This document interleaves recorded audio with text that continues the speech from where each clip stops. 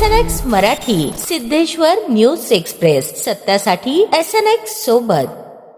चावलं त्याच्या संपर्काला त्याच्या लाळेचे वगैरे जेव्हा आपण ज्याच्या कुत्रा चावलंय त्याच्या संपर्कात आलो आपल्याला वाटते की बाबा हा कुत्रा धोकादायक आहे.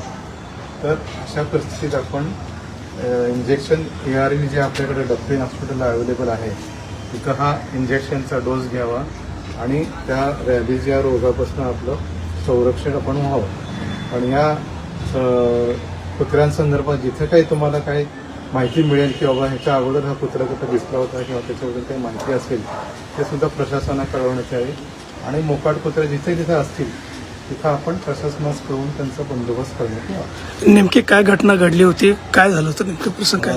दिनांक हा मे महिन्याच्या लहान मुलाला समर्थ 12 मेला लहान मुलगा समर्थ 9 वर्षाचा त्याला ते सायकल खेळत असताना होतो. संध्याकाळी सायकलवरनं पडला, त्याच्यात समोरच 2 कुत्र्यांची भांडणं झाली असल्यामुळे तो गांगरून गेला आणि त्याच्या पायाला जखम झाली होती.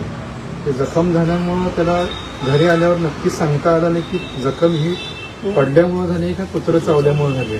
त्यामुळे 2 महिने सलग त्याच्याकडे ह्याच्याकडे दुर्लक्ष झालं आणि त्याच वेळेस जर का त्याला एखाद्या वेळेस जर लक्षात आलं असतं किंवा एक इंजेक्शनचा एक डोस जरी मिळाला असता तरी सुद्धा ही वेळ आली नसती.